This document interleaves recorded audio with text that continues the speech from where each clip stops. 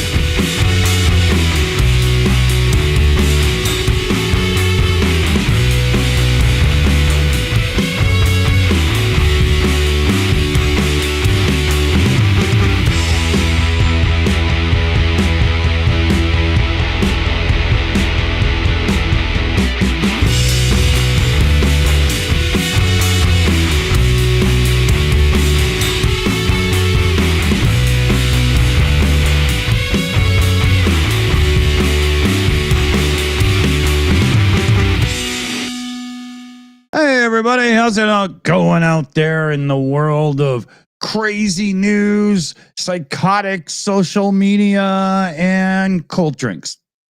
Yeah, psychotic world leaders, and well, a psychotic world leader. Should we just narrow it down to one or two? Yeah. Let's not pick on all of them. Yeah, there he is. There he is. Once he gets onto his knees, it takes him a minute to get his back straight so he can get into position. But when he does, old Putler sure loved it. He's going, oh, so that's what ankles are supposed to look like. Oh, man. And you ever see the zoom in close-ups on those ankles? Wow. They spill over his shoes like Niagara Falls, man. Yeah, pretty nasty. Kind of feel sorry for him, really. Poor old Grandpa Trump. Sorry, I don't. I mean, the thing is, a lot of people are going on about it. You see all these YouTube pundits, the political pundits, they're all going on about, Trump's health. Who cares? I mean, it's like, unless he drops dead, it doesn't going to make any difference whatsoever. Brian Taylor Cohen, he wrote a book, he had Sunny Day with Pac-Man. yeah, and a few others. It's hilarious. Yeah. If you want to be a true political analyst on YouTube right now, you have no street cred unless you have your own book behind you. It's hilarious. Yes, coming soon. Dick Dawson's book on how I took down Trump all by myself. Yeah, exactly. What we're talking about? Yeah, Brian Taylor Cohen showed a video of this doctor. The doctor did a TikTok video, and he was describing what he figures Trump has as an issue and the medications he's taken, because they result in the exact, bruising in the hands and all the makeup on his hands he's been wearing and the swelling in the ankles and all this. And his end wrap up, and he's like a doctor who doesn't talk crap. He talks good stuff on TikTok, very popular. He figures he's got 6 to 8 months to live. Oh, yeah. He'll miss the midterms. Yeah, he'll miss canceling the midterms. But JD Vance won't. Oh, if Trump goes, we get Vance, and Vance is so popular. Oh, can you imagine? I think even Trump is is polling higher than Vance is. Oh man, I mean, can you imagine? The White House calls France. We'd like to have a one-on-one presidential meeting there with Emmanuel Macron. No, we will not meet with JD Vance. Well, they got something against cross-dressers. What's the matter with them? Yeah, Couch and buffer, no come. Yeah. He's just wearing makeup like they used to do in the 80s. It's just basically a new romantic. Yeah, I could just see JD Vance singing that song to his coach. I hear the secrets that you keep when you're talking in your sleep. That's the Romantics, wasn't it? Yeah. I found you working in a cocktail bar. That's where I met you. That much is true. Wilson in the chat, Vance would be the first emo POTUS. Oh, it would be like Spider-Man when he's all in black doing the hey, doing the walk down the street thing. That was an awful scene. Oh my God. Yeah, that was terrible. Yeah, I mean, going back to the main story. I all these people are always talking about Trump's illnesses and how long he's got to live and all that sort of stuff. I don't believe any of them. Because I think it's just I'm not sure. I don't know. Yeah, well, I'm not sure either. I mean, I can't be sure because I'm not a doctor. But I just don't believe these people. When they're saying all this stuff. It's kind of like it's almost irrelevant. Yeah. And the fact is, the problem is what he's done or he's doing. It doesn't matter whether he's dead or alive, because even after he's dead, all the crap, all the authoritarianism that has been put in place is still there, and we all know that Trump isn't actually running the show. Right, it's the people behind him, and so that will just keep on going. Yeah, you're probably right there. I was just queuing up a video there as well. I got something from earlier that I found that I have to share. Oh wow! Damn. Yeah, because you see, there's this ongoing thing with the Department of Education being demolished. And as Trump would like to say, we gave it back to the states where everybody wanted it. That whole routine, right? Mm-hmm. So Oklahoma, I think, is one of the lowest states in educational rating. Like, I think they're literally at the bottom, and there's a bit of a gap between them and others. Now, there's a few others. I don't mean to pick on them. Sorry. But, there is this thing where there's this service, there's this website and whatnot called PragerU, like as U as in university. And it's very much children oriented, like very cartoonish and so on. And it's very, very, very hard right leaning. And and some of these not doing so well in education states are looking to this service now because they are somehow accredited that they can be used in education if you want to. Right. So let me, because I'm pretty sure MSNBC won't mind if we just show you a clip or two from this. Okay. Here we go. Yes. Let me get this up. Okay. The southern colonies were dependent on slave labor, and they wouldn't have joined a union that had banned it. Are you okay with that? I'm certainly not okay with slavery, but the founding fathers made a compromise to achieve something great, the making of the United States. Okay, now let me play this clip. All buildings, Chicago has a dark side and a long history of crime, poverty, and low-performing schools. Slavery is as old as time, and has taken place in every corner of the world, even amongst the people I just left. Being taken as a slave is better than being killed, no? I don't see the problem. Did you hear that? I don't see the problem. Being taken as a slave is better than death, no? So I don't see the problem. Yeah. Great. Yeah. So this is PragerU, they're called. Here, you can get their name on the screen there, right there. PragerU. Oh, thank God they're not Christian fundamentalists at the same time. Yeah, right? Or are they? Oh, it's so bad. It's so bad. And there was worse examples as well. Absolutely unbelievable. Ian Wilson in the chat. Jesus fucking Christ. Exactly. Yeah. Yeah. And that's a different story. Jesus. Yeah. It's so bad. It's so bad. I saw a few other clips. I'm not playing any more of them because somebody's going to clip them out of context and try to make us look like complete bastards, for sure. No, leave that to us. We can do that. Yeah, exactly. Yeah. Every time we open our mouths, we're right on the of that line,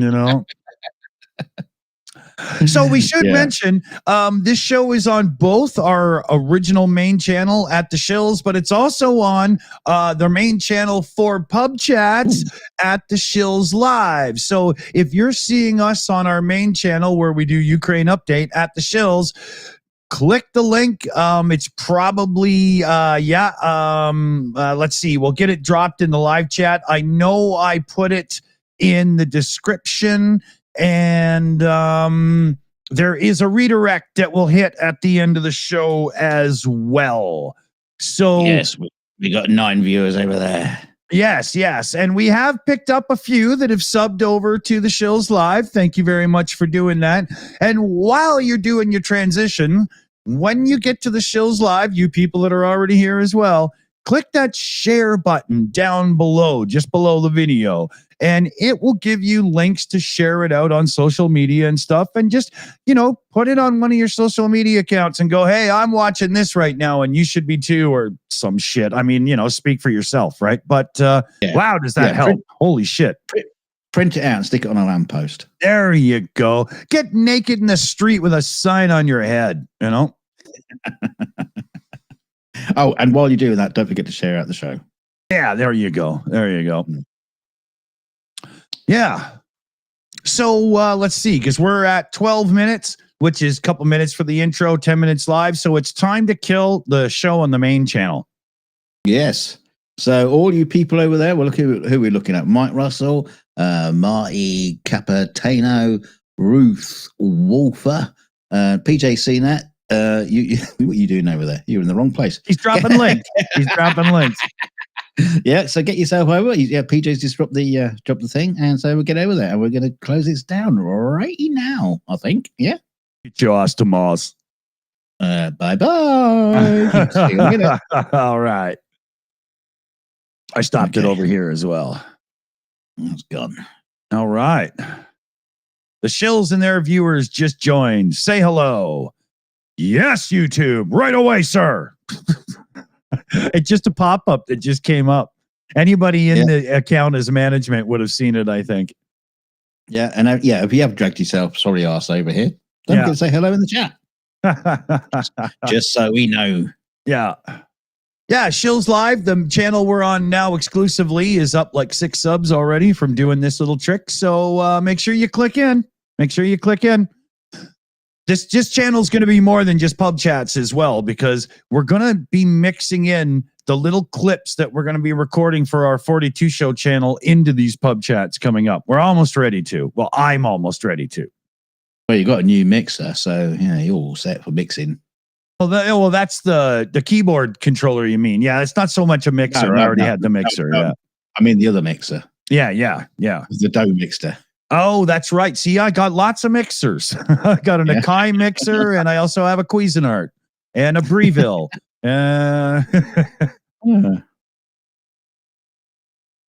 My search for an affordable, high quality mixer for at home, because I'm really looking forward to making more food instead of getting all this, processy like stuff in life, is finally at an end. You hope. Come on, no, don't. That's true. Don't. That's true. I haven't used it yet, but be careful. Don't spoil it. But I found one of the Cuisinart like $450 models for $220 on a fire sale, and it's all the same on the inside as those $550 KitchenAid ones that have all the power attachments and meat grinders and everything. All that stuff fits it. It's basically the same unit, but the dial you turn for your mixer speed. Well, in the KitchenAid one, it has like a cool LED light that shows you your speed. And on this one, it's just a dial with numbers on it. Boo-hoo, right? Yeah. That's like the numbers mean anything anyway. It's just a random number. Yeah, it does mean something if you're doing like 4 loaves worth of dough, because on one, it ain't moving. Like, it's not very much. Yeah. But what is one? What's 4? What's 5? I'll tell you. One is 5. One ringy dingy dingy. So scientific. There you go. See? Yeah. One now, what do you want is a rev, an RPM counter on it, a rev counter. Yeah. So you know exactly. Could you imagine if it had an RPM counter on it? My OCD would flip out because it would be going up and down as it got a little bit stuck in like heavy dough and stuff, and I'd be like, motherfucker! I'd have to I'd literally just smash it because it would drive me crazy. I'd be like, I want you at 7,000. Oh dear. I'd be looking for a set of hydraulic lifters to see if I could, add some timing to it to get more horsepower. Change the carburetor. Yeah. Get me some downdraft Webers and link him up. Oh yeah. I know I'm Canadian, but I like the downdraft Webers. They sound so good. Wow. Okay. They're a European carburetor. Americans, we all had like Holley and Borg and Warner and stuff, right? Okay. Carburetor's a carburetor. I don't know about brands here, whatever. Nope.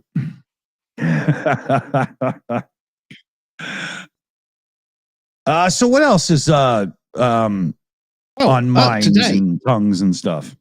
Well, today's Ukraine independence special show. Yeah, Ukraine independence.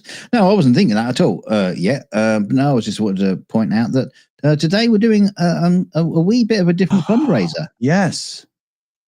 We're doing it for people that deserve it more than we do. What do you mean we?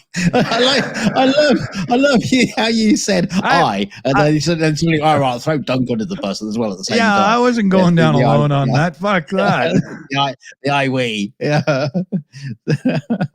That sounds like a new product from Apple. The we. It's so a woman can pee standing up without making a mess. It's a little attachment. Anyway, the more deserving folk are our team. Yeah, the active team, that is, the people who actually do stuff. Sorry, Matt, you don't count just because you got. Yeah, well, just because you come here every day doesn't mean anything. But no, our main team, the people that do stuff in the background for us, we're going to do a little fundraiser for them. So there's quite a few of them. And there's a couple that could really use a fundraiser. So yeah, dig deep. Yeah, that's. I know Shane has got a broken washing machine. Oh, I went through that. Oh, dryer. But yeah. Well, no, I had our fucking dryer apart. I completely stripped it down today. Wow, really? Yeah, completely stripped it down. I know that pain. I'm knackered. The amount of like built up lint inside the machine was just staggering. Yeah, and fire hazard levels, right? It's not just fire hazard levels. It's kind of like creating like dark smears and stuff on the inside because it's getting singed. Oh yeah. And then it's leaving marks on Kelly's like nice white clothes, and gets pissed off. She buys new clothes, and it comes back with marks or whatever. Yeah, it looks like it's been to the mechanic's shop, right? Yeah. It was really frustrating because we thought it was the washing machine, and Kelly got frustrated and replaced the washing machine, and it turns out it wasn't that at all. Anyway, it was the dryer. Oh. So I've had the dryer apart, which is it's all right. I've got, interestingly, I've still got a few screws left over. I'm not too sure what happened there, but the amount of screws came out of it is ridiculous. But here's a really weird thing. Right? Now it's got a glass door on the front of it, right? Like most normal modern tumble dryers, and it's got like a silicon seal on the glass door. Now, what's happened to the silicon is it's degraded in one part. So it's like raw silicon. It's like it hasn't gone off. Yeah, I don't even know how silicon can do that. Just return to its original oily, nasty state. Yeah. So so that's going to maybe it's made out of the same stuff they make tape player cassette belt drives out of, because that seems to be what happens to them. Or that rubber they put on the outside of a PC. Oh, that shit in the early 2000s that just turns back to liquid. It's all over. The Ferraris of that age had that crap in their dashboards. And Ferrari drivers, all of you, if you have an old Ferrari or whatever, if you happen to be watching this show, don't be stupid. Go and watch the tech YouTubers that do retro tech, because they know how to deal with that stuff. You don't have to send it off for like some $2,000 fix for some person. They're just going to etch it off with isopropyl and stuff and put a black panel back up. Don't be stupid. I saw this one guy. He was like, yeah, I sent them all off to be treated and they came back great without that rubber. It was $3,000, but it was worth it. It's like $3,000. It took the guy 3 hours. You fucking idiot. Jesus Christ. A lot of people don't like to do it because you lose the lettering, right? But, yeah. Right? Yeah. Hey ho, whatever. Mm-hmm. And nowadays, IBM ThinkPads that you can leave your fingerprints in. Oh yeah. They had a few that were really bad for that, man.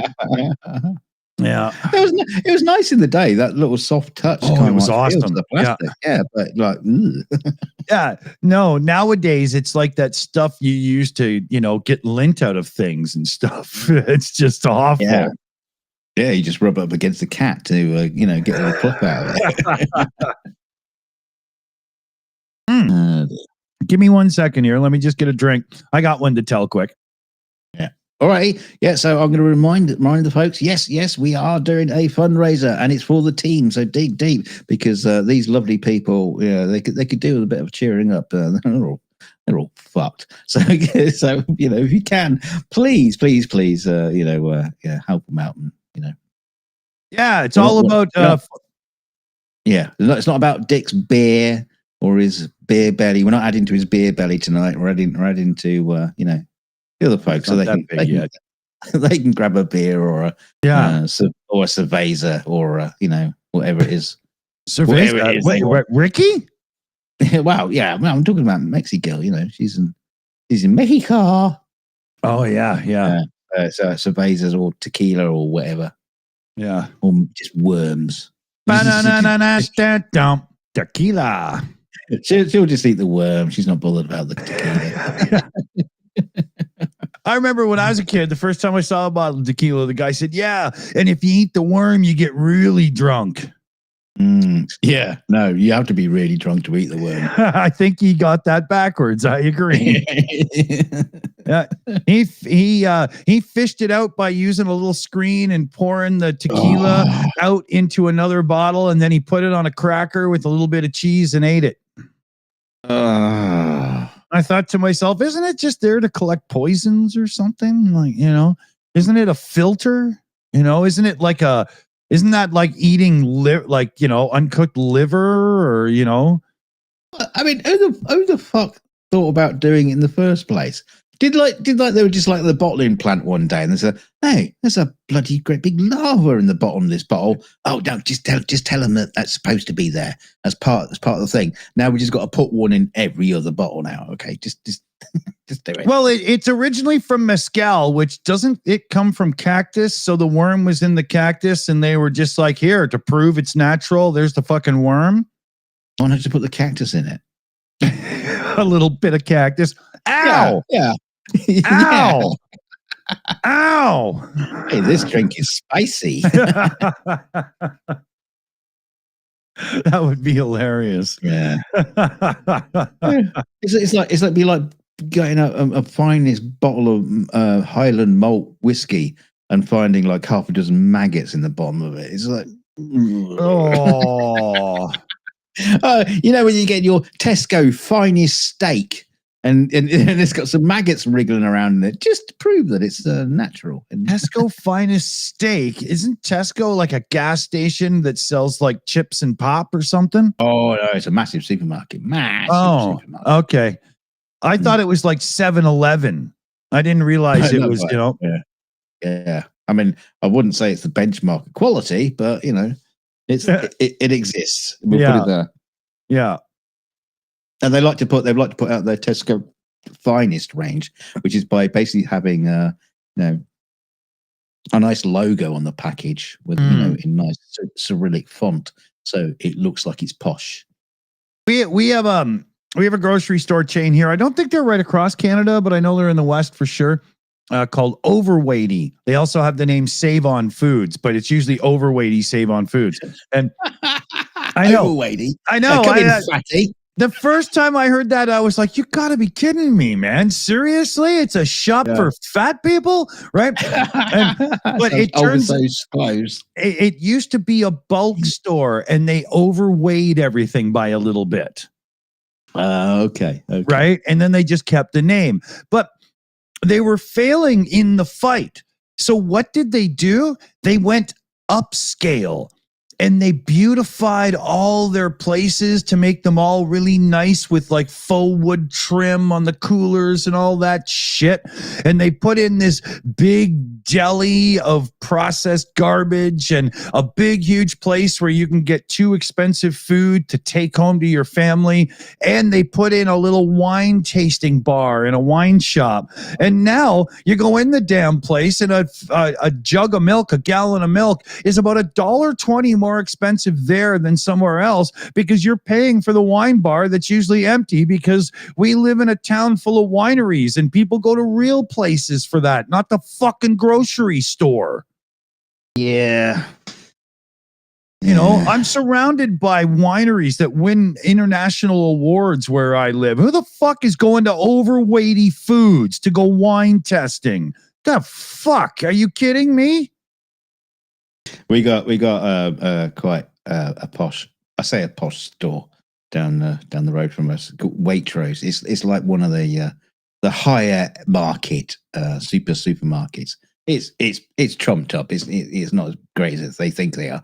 But the funny thing is, when it opened, right, they got like a fresh fish counter, and it was like the gifts of the ocean were just there, laid out in front of you with lobster, salmon, and everything, all just like piled up into this massive kind of like, oh, look at all this wonderful, stuff from the ocean. It looked fantastic. Yeah. A few weeks later, it was just like, a couple of sardines, bit of cod, and a kipper.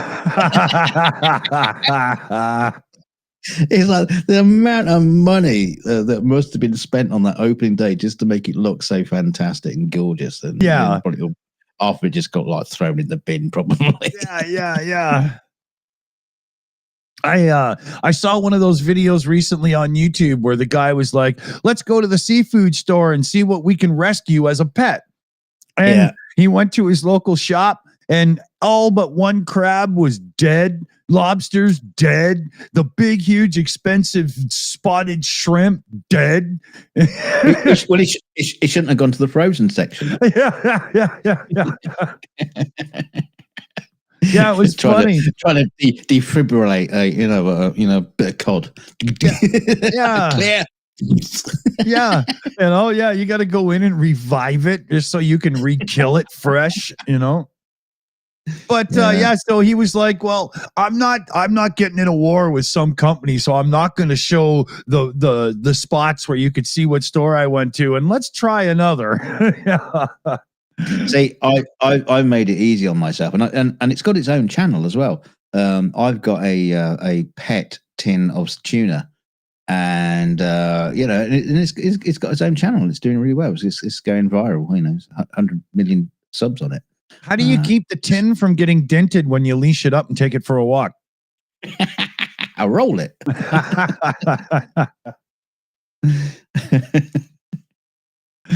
It's great. I dress it up in little clothes, little outfits, like a little chihuahua. Yeah, you should see the neighbors react when you dress a tin of tuna up like Chucky.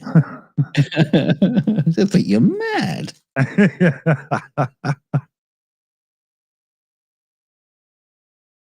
I might introduce a tin of tinned salmon. See if they get along. Tinned salmon is one of those things. Interspecies. What? It's one of those things where you can either eat it or you can't. You either like it or you don't. Right? What's wrong with it?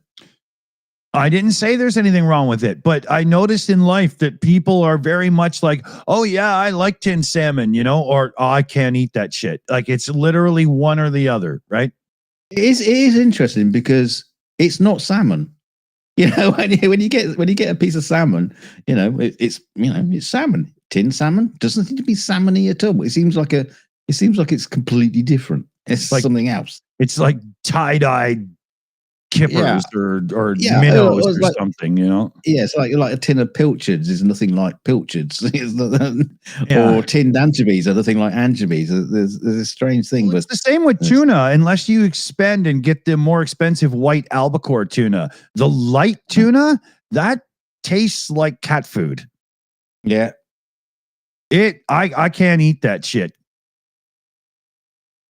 I always have to spend. And I'll say this too. In this day and age of processed foods and stuff and people wanting to eat better and so on, I give you this piece of advice. Don't buy flaked tuna or chunked tuna because it just has to be processed more. Buy whole tuna. Yeah, tuna steak. Yeah. Well, I mean, but even if you have to buy it in the can, when you buy whole tuna, they just cut a slab of tuna, the thickness for the can, the circle thing comes down, makes the circle, and it goes in the can. And then all the other bits get redone into the next level chunk, and then all those bits get done into flake. So you're better off to just get whole and flake the shit yourself. Yeah, I always get the tuna steak as opposed to chunks. Yeah. I totally agree. Yeah, Adam Round's albacore only. It makes all the difference. It's only like $1 difference. I mean, it is like 25-30% or whatever, but we're still not talking about a lot of money, and it's so much better. Oh, yeah. Especially if you're the type of person to make your own mayonnaise and stuff. Ooh, wow, then it gets awesome. I'll have to have a look out because I don't think we get much of a choice, really. Yeah, we get all three. And I remember it hit me one day. Why do I want them to manhandle my tuna more? I want less. Wow. You don't want your tuna manhandled at all, really. Well, if I get a discount, I don't mind, I don't mind spend just file. Sneaking a kiss. Yeah.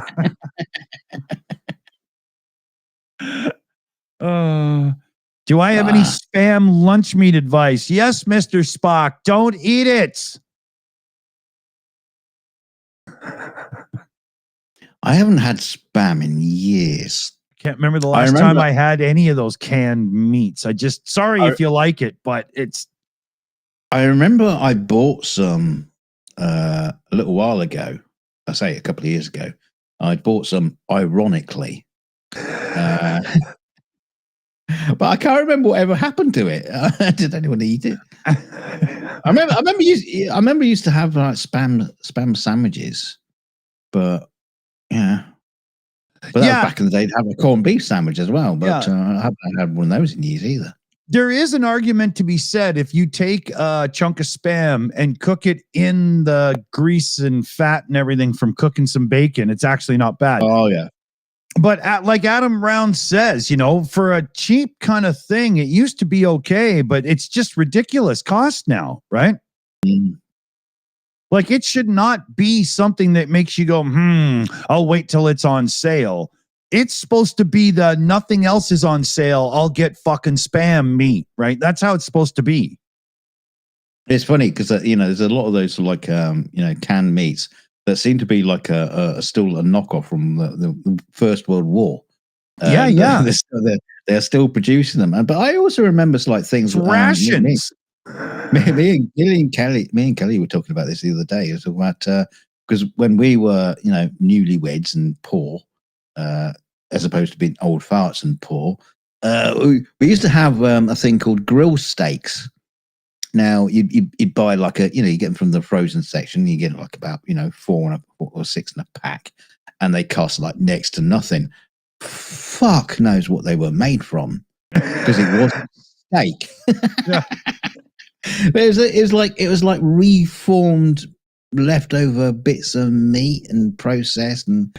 Yeah, I mean, it's the stuff they scrape off at the tanners before it becomes like leather.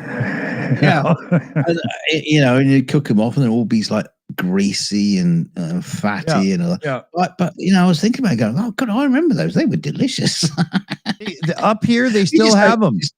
Do you? Yeah. They call them fast fry somethings. And if you look it up, the word they use is not an actual cut of meat. It just means this thin little piece of meat that, it didn't really work anywhere else. So we'll sell it to you for $4 or whatever. Right. Well, there was another old classic food. And this goes back, like to World War II and stuff like that. It was faggots. And which is basically explain it quickly, please. Again, it's just like basically like a processed meat meatball sort of thing, and you'd basically have faggots and gravy and like mashed potato and something like that, and they're kind of like quite delicious. But you don't see them very often these days. But there is, you still get them though. Still get them. They probably just have a new name. Yes, you'd think after all the years, you'd want to think about that. But faggots are still going strong in the UK, and there's nothing to be ashamed of having a little bit of a faggot. It doesn't mean you have to wear a rainbow T-shirt or anything. You're eating meatballs. You can smoke a fag and enjoy the meatball, but it still doesn't mean you don't hang out with the men. It's just such weird. You guys have a weird history with that word. You do have to sing YMCA when you open up a box of faggots, though. Do you have to have swollen ankles? Yeah, you have to have swollen ankles and, start singing Relax from Frankie Goes to Hollywood.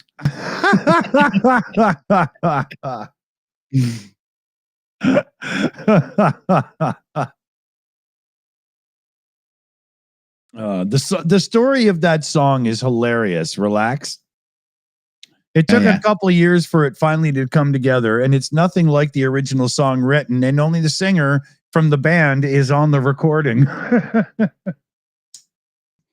It's funny because I remember seeing Frankie Goes to Hollywood Relax on a show. What was it called? Was it called The Tube?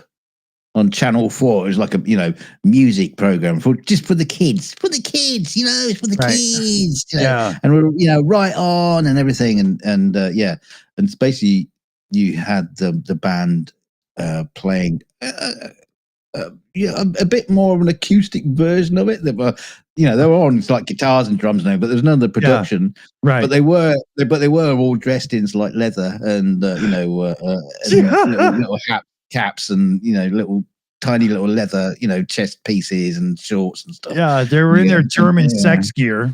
Yeah, exactly. But they did have some like raunchy girls with them as well. So they basically played up the fact that it's more about oh, yeah, it was all about sex, but no, it was not about homosexuality at all. No, not at all, not at all. Yeah. No suggestion of that whatsoever. Yeah, I've seen that footage. I've seen that in somebody doing do you know what this song's really about thing, you know? Yeah. It's funny.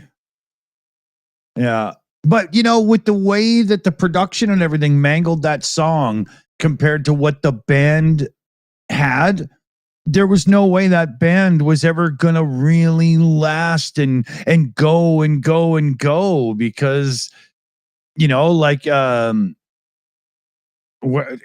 wasn't the band, right? Yeah, you know? yeah. Well, the production company ZTT, I think it was called, who did the Frankie Goes to Hollywood stuff. You know, they brought out their album, you know, Welcome to the Pleasure Dome, not homosexual at all. And it was, well, I'd say it was a great album. It was an okay album.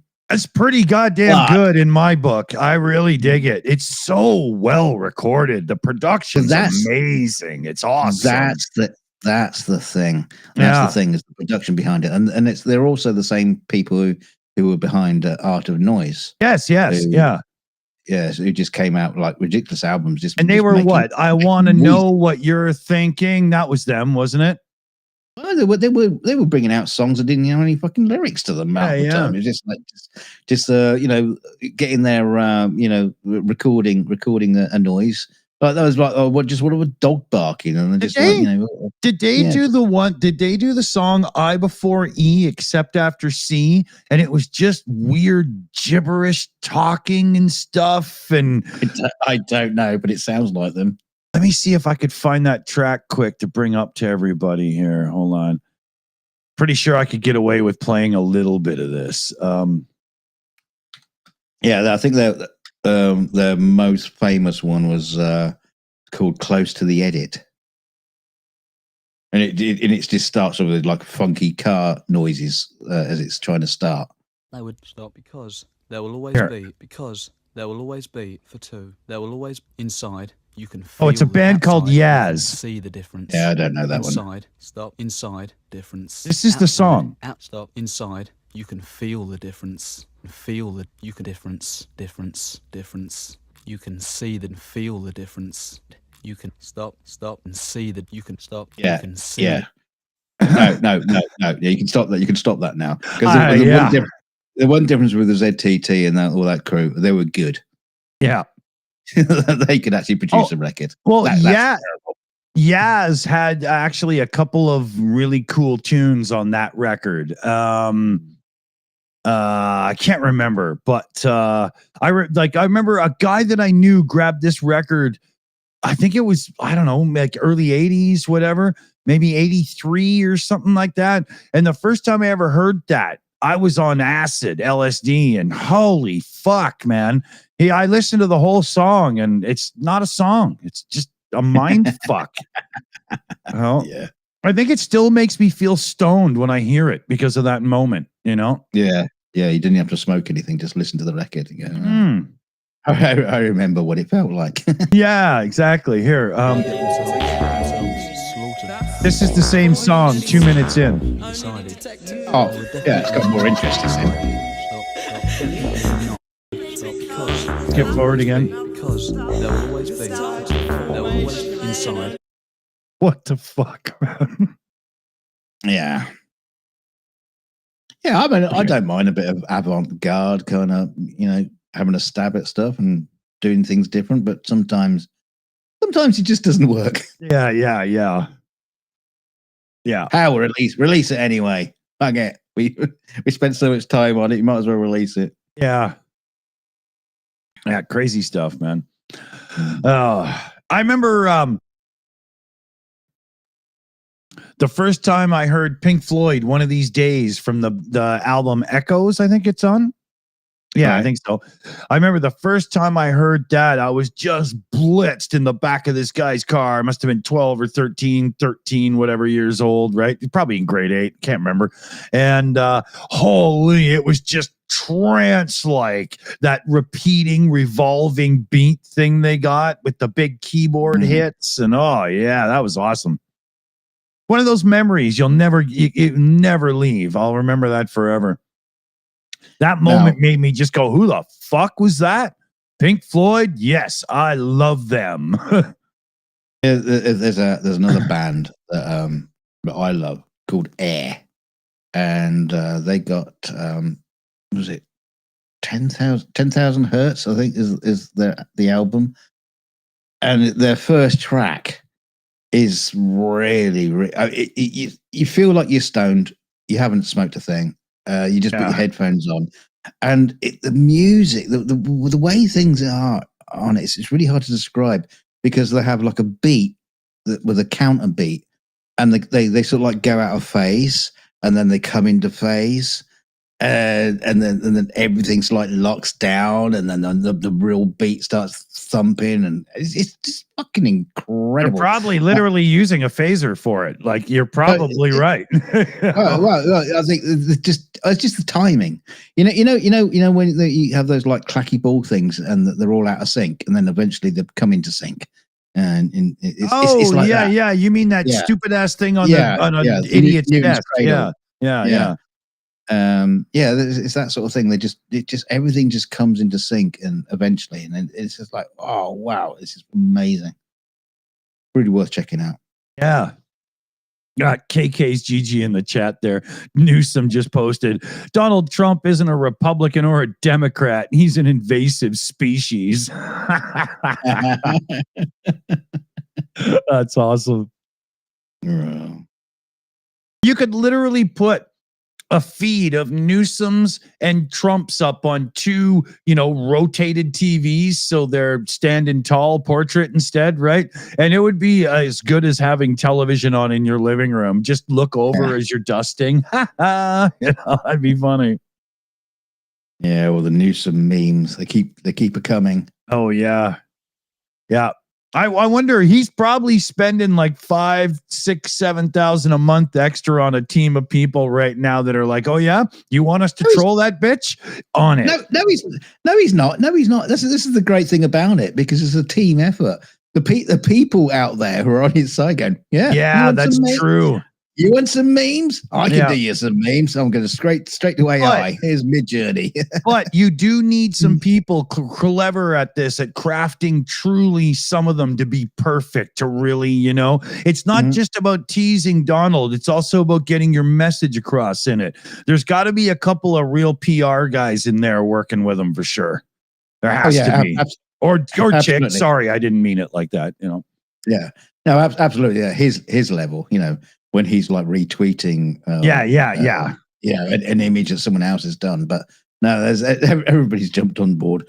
I think also as well is there's everybody getting involved on it, hoping that Gary Newsom retweets their post. Yeah, exactly. Image. Right. Like, I did it. I got recognition. Yeah. Future president liked my post. Woohoo!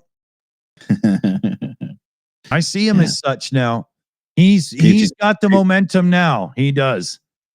Putin is starting to form his Klingon ridges. That's nice to see. That's Putin number 3. You can tell by the way it goes around his nose when he has that shit-eating grin. It's tattooed on the back of his neck. serial number. Yeah.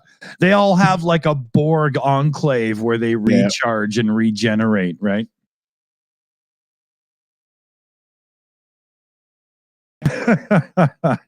Oh dear. All right. I saw a really old TV show the other day. Just came on my recommendations, and it's Asimov's short story called the Little Lost Robot. Yeah. And it's a story about a robot that witnesses. I guess he's lost. No, he's basically told to bugger off by his user, should we say?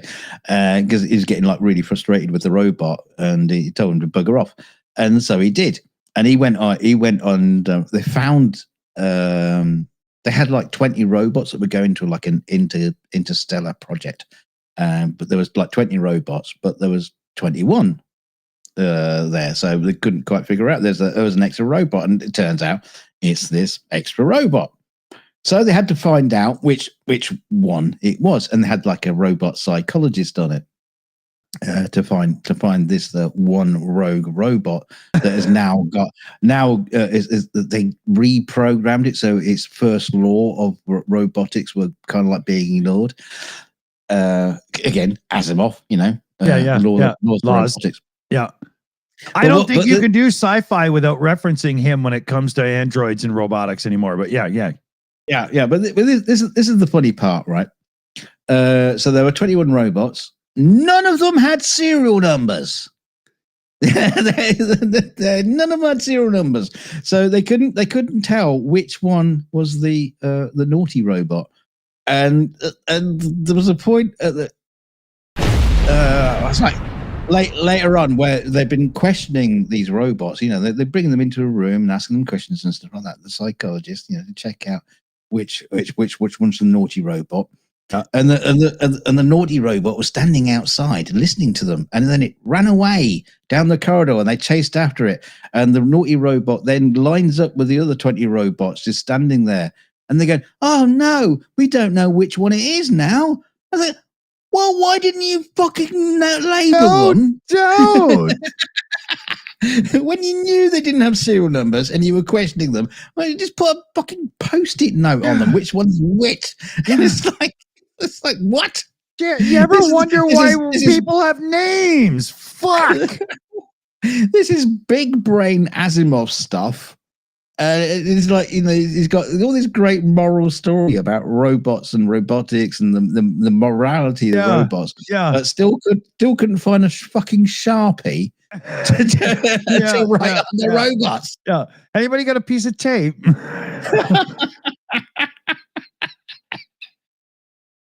Oh, it's just so funny. Oh,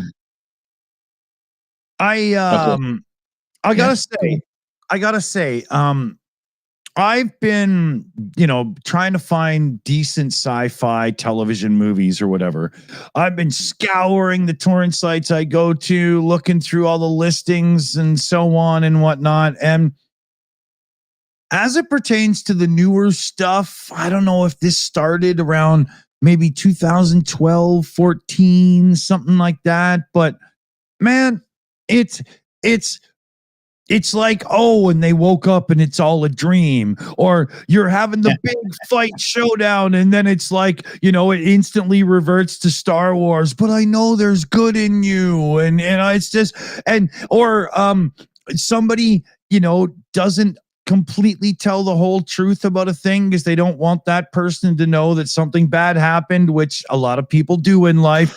And then that's the big drama for them to be separated. And it's always, but you weren't honest with me. And that's the drama every TV show uses between people now. Like, the writing is so terrible and it's getting worse and worse and worse. Is this because they just don't hire good writers? I'm not sure that's the truth. I think it's because so many of these companies are scared that their show won't be a hit that they just regurgitate the same fucking garbage, man. And the only difference in half of these shows is, do you like the pretty girl or that pretty girl, or do you like the hunk or that hunk, or you know what I mean? That's the only choice now, Well, ask me one question at a time. God's sake. But the thing is, now you know the secrets. You should become a screenwriter. Yeah, I mean, I could use that stupid ass crap, but are we getting this absolute generic, regurgitated, fictional drama and tension between people always being the same stuff over and over because nobody can be bothered? Or are they scared it won't sell, so they just keep it simple? Right? That's the question, right? And it's kind of funny that they're all worried about AI taking over their jobs when they're quite literally copying the same trope off each other. Exactly. Day. Yeah. I'd love to see the Academy Awards, and the award for original screenplay goes to ChatGPT. Yeah, exactly. Because it was the one thing that had some fucking intelligence to come up with something new. Yeah.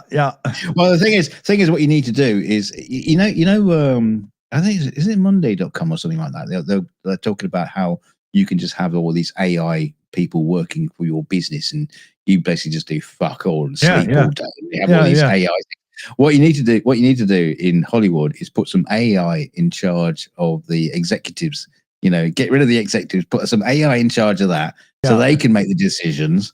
And they're probably a bit more creative, a bit more loose, and then have an AI write some great scripts, and then have real people, film it, act it, and do all that kind of stuff. Yeah, you might find all of a sudden there's a new renaissance in the cinema, because we got rid of all the stuff that's holding everything back. And you're right, they do hold back on original things. It's so bad, because it's got to the point now where you can feel it coming, and you're like, oh God, they're setting it up so those two will now be angsty with each other for half a season. And sure as shit, it's just some stupid little thing. And in real life, the person would just go, oh, fuck, no worry. I'm trying to think what that show was. Rebel Moon. I can't remember who is it. The one that directed the Rebel Moon. Fuck. But it was like, oh yeah, it's like Star Wars, but different. No, it's like Star Wars, but exactly the same. Yeah. And it was terrible. Yeah. And no, not only was it a Star Wars knockoff, it's like one of those Turkish Star Wars knockoffs you had in the 70s. It was a Star Wars knockoff, and it was terrible. You can't even knock it off right. Yeah. Even which I thought was a decently original idea was that Ender's Game, right? But even that one resorted to some pretty flaky teenage angst while they were training. Yes. Right? They did the same fucking thing during those parts, Well, that's like what's the one with the Hunger Games? Yeah, Hunger Games. It's a bit like Hunger Games, the teenage angsty, sort of like, in some kind of weird. But I wanted to go get power converters. Fuck. There's a great photograph of Mark Hamill outside a petrol station called Toshi. And he goes, finally, I get the power converters I was looking for. That's freaking awesome. I got to print that and put it on my wall, because I make fun of that all the time. Anytime I need a whiny teenager, I use Luke Skywalker and the fucking power converters. Yeah. Oh, it's funny. I got to say, though, as much as I tease him for that scene, he does a really good job of being a whiny little bitch. And it's actually well done. It's just annoying because I have a teenager. Yeah, well, he wasn't really a teenager, though, was he? He was like 20, 24 or something like that. Yeah, but he must have been pretty youthful, because, man, did he sell it. Like, he sells it to the point where adults go, ugh, I don't like that. Yeah, I like Mark Hamill in Star Wars. He, a lot of people say he's kind of like wooden, but I still like his quality of wood. It's like tone wood. He was like proper swamp ash. Yeah. He's more of a Martin versus a Takamine, right? Well, I like him in the whole Star Wars franchise. I especially like his I'm an old man now attitude in his last appearance there. I thought that was pretty good, Oh God, the outcry. The outcry when Mark Hamill is handed the lightsaber. No, when he's handed the lightsaber by Rey, he throws it over his shoulder. I laughed my fucking head off. Yeah, me too. I thought that was brilliant. Yeah. I thought, it's just like, but it's because everybody wanted your lightsaber. Oh, Yeah, exactly. They wanted that comic book moment where the hero's back because he's got his tool, and he's like, "Fuck this thing! I gotta go fishing." I'm gonna suckle a sea lion's Oh nipple. yeah, that was nasty. Let me get a beer. Yeah. But I thought it was brilliant. Yeah. No, I did love that bit. But there was a really funny sort of like a re-edit. People have been doing these sort of things, and so like they edited that bit out. So he I don't know, how did they edit it? It didn't.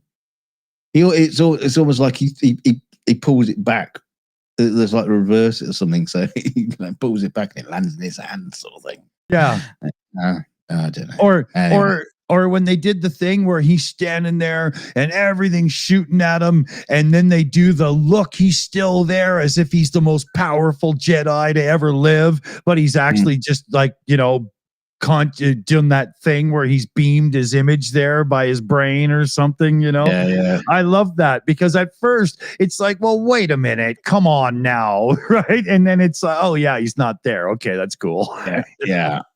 Wow, I mean, by that point, they just got like really stupid what the Force can do. I mean, there's a lot of big comparisons here. It should have been a hologram. I totally agree there. Those shaky holograms you can never tune in properly. Yeah, it should have done the Princess Leia twitch right at the end, right? Yeah. Well, there's all these like post Star Wars movies where post the movies where you've got like video games and all this kind of stuff, and they even use it in one of the later sequels where they use the Force to bring down a spaceship, sort of thing. Yeah. And yet, Darth Vader watches the Millennium Falcon escape from Hoth. I know, and he's really powerful, right? Yeah. And it's funny how I know so people can make complaints about the lightsaber duel in Empire Strikes Back, with Luke and Vader. Yeah. And they compare them to the the Phantom Menace.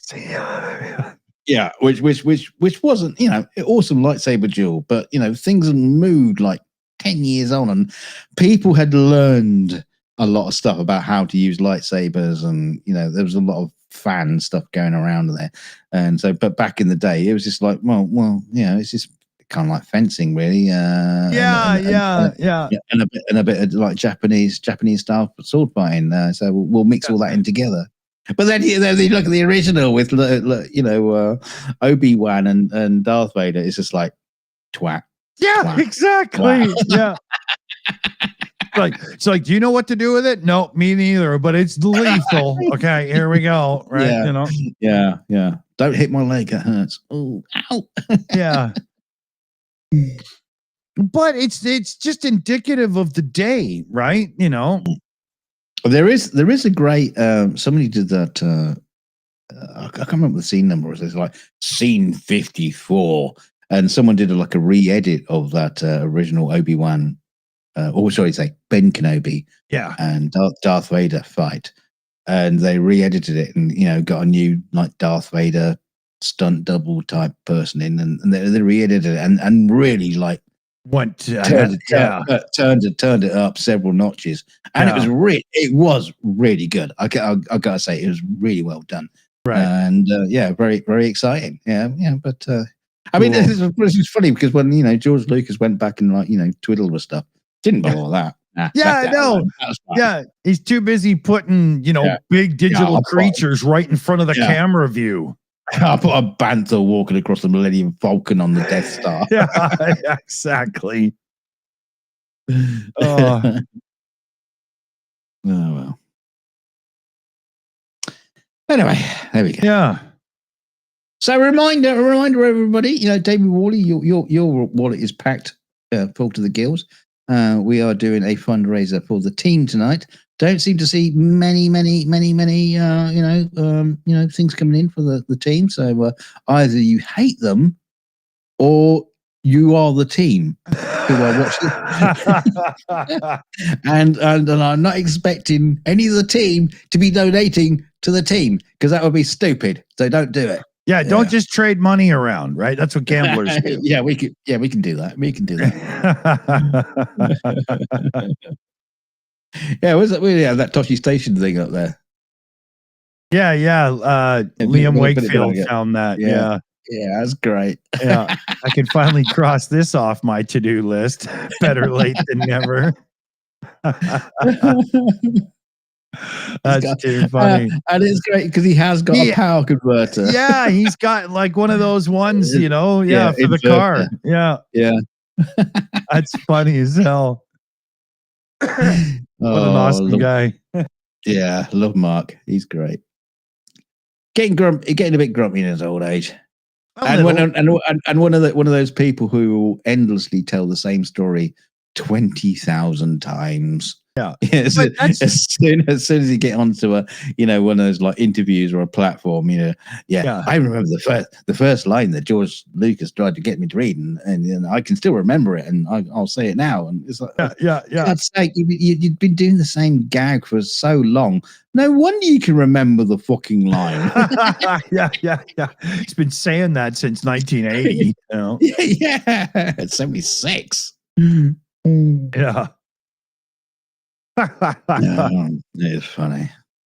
Speaking of funny, I had a video. I on YouTube. I watched a couple ancient history videos from people, and no offense to anybody out there, because I don't remember the channel name, so I can't, because I probably would, but they literally just took episodes of TV shows that I've watched before and reiterated it in different ways and put their own video, like with, stock footage and stuff to it. Right. Right. Yeah, it was unbelievable. I watched 2 of them. And so I got a little bit sick. I put that channel on Don't Recommend because I see what they're doing, right? They're just taking old History Channel and whatnot programming and just redoing it.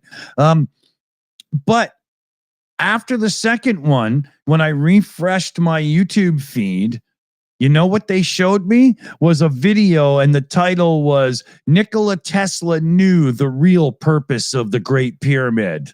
Like, fuck off. Seriously? I watched 2 videos on real history, and the third one you recommend me, YouTube, is that fucking garbage?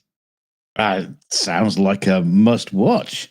I almost watched it just to start making, okay, make fun of this spot, and then we'll have a fucking watch party, You not seen the video, Nikola Tesla's macaroni and cheese recipe. It's fantastic. He uses electricity to cook the macaroni. Yeah, but you don't have to plug it in. It just comes. No, you just throw it at the Tesla coil. Yeah. And it sticks. Yeah, so whatever that channel was, I can't remember now. Adam Round said he saw it too. That channel must have gone into the promotions tab in YouTube Studio and paid to be pushed into the feeds of people that watch history stuff. See, Nikola Tesla is a funny character, because I'm not too sure you could basically say he was a scientist. He seemed more like a dabbler, and it just in crazy fucking stuff. But they kind of like he enters into the realm of the paranormal when he get those fuckers love him. Yeah. Because there's always some weird mystery, and he did spooky stuff that nobody can explain apart from the scientists who can explain it, but you're not listening to them because that would spoil your show. Yeah, there's a mistranslation there. It's not that he did spooky stuff others can't explain. It's he tried to do spooky stuff that didn't quite work. I mean, the guy was really smart in some areas of stuff and, did a lot of, brought a lot of good, but he was also a little insane, a little bit kooky. Yeah. I love the fact that, that they'll do stories about Tesla and his death ray, which caused the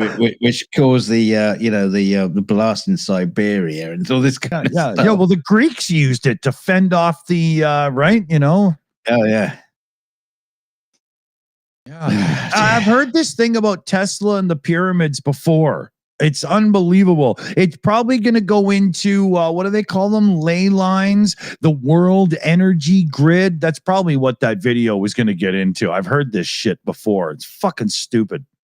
Well, the pyramids were supposed to focus energy because of their shape and all that kind of nonsense. But yeah, I'm not too sure how much you can focus stuff with fucking limestone. I once saw a 6-month-old playing with blocks cook a steak with a pyramid block. So, I mean, you have to use proper Lego for that, not mega blocks. It doesn't work. Yeah. LGR built a computer in a pyramid case once. Why? Because he didn't have to power it. And so he could be buried in it. In a sarcophagus at the center. There's a guy that's got an intriguing theory about the Egyptian the Great Pyramid. And the Grand Gallery that goes up, that cool thing that goes up that leads to the King's Chamber. His theory is that is actually the leftover mechanization of bringing the blocks up through the pyramid so they didn't have to have some big external ramp. Right. Yeah, I love that theory. He went in there, he finally got permission, and he said there should be scraping marks here, and there was, and blah, blah. And this other Egyptologist who played along because he thought, well, maybe the guy's got a point, was going, people have wondered about those scrapes for years and stuff, and your theory actually incorporates them. He goes, yeah, I knew they'd be there. And it's fucking crazy. He might be onto something, No. You not see the episode of Top Gear where they took, they did a challenge and took 4 4x4s up through the pyramids, and James May kept hitting the walls. So it's all his fault. That's where the scrapings come from. There you go. If you check the walls, this red paint. Yeah. From his I think it was a TVR Cigaras. Yeah. And if you check, it's still up there. They didn't take it out. Yeah. Oh, by the way, we got a super chat. By the way. Oh, cool. Here, you know what? I didn't even notice. Let me hit a button. Well, I did. That one. Good thing you did. It's a one way, no less. Hey, $5 super sticker there, and it's the chick with the pink hair doing your number one thing. Why do I still act these out? I can't stop that now. So as far as the fundraiser is concerned tonight, the team is getting about $1 each. Well done, chaps. Yeah. We need a few donations to come in here. Damn it! Come on, guys. We should have left the show on the other channel because people are more used to donating stuff over there. Maybe that's our problem. Yeah, we need Stevie Walsh over. Yeah, Stevie boy, where art thou? Yeah, say his name 3 times. Why does he show up? I don't know. It seems to work for everybody else. Biggie Steve. Well, there's no point getting Beetlejuice here. Fucking one in. Well, I was doing the South Park version. Yeah, can we get Satan from South Park on as a guest? I really want to really hear his troubles. So, Mr. Satan, what is it like being in a relationship that you just don't seem to be able to leave? I got a prediction. At the end of this season, Satan will go home because he's sick of Trump, and it will be the Kremlin. Satan is Putler. That's my prediction. That's where they're going with this. I reckon Satan would pull a Swiftie on Jesus Christ, and then get him to be Trump's. Get Trump to be get him to be Trump's new lover. or Jesus becomes Netanyahu and goes on a killing spree. Hey Jesus, I hear you like wood. Come on, guy. You want me to stab you? Let's fuck. You got the perfect the voice button there. Yeah, my little button for that. And I do my falsetto when I do it too, because it really helps sell it.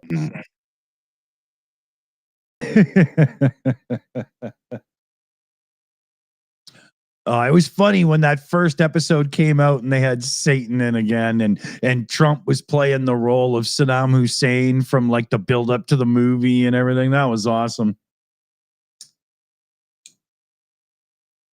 Such a throwback.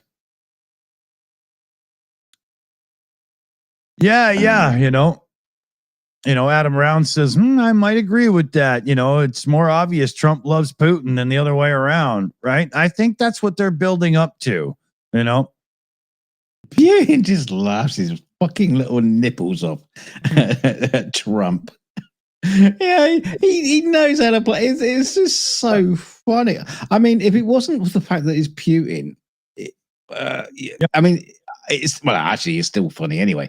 But yeah, it shouldn't be funny, but it is. The fact that Putin go in and go, oh, you know, Trump, you are so great, and you don't have a tiny penis, and you are so brilliant, and yes, you were robbed of your election. It was all rigged.